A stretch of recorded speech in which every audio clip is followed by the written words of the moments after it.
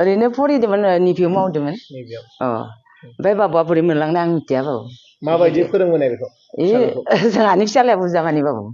हातजोन एसोरखानिया मोजां जादों आरो एखासे निपिआव मावनायाबो खै नाम्बार फिसाला बियो ए 5 नाम्बार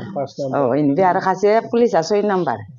पुलिस मावनाय दं खासे एदे एखे आरो समान हातजोननि खानैया मोनदो आरो इसोर ओरै केसआव मावो खानै रबिन दौरिया गथ' गथाय साबेसे दं ना सानै हिनजावखा हिनजावखा सानै नोंसोरो बिसोरखौ लानानै माबा मोनसे सिमां दंखायोमोन नामा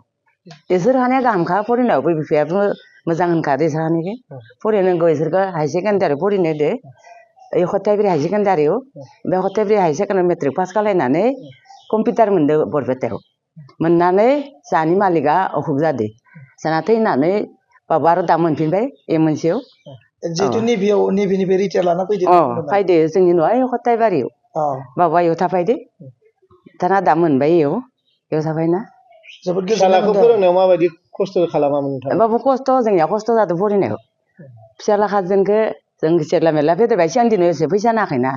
आरो जों इसोरनो एसे फैसा होनो हायाखै गावसोरनो ओरैनो फरिदो खस्थ' खालायना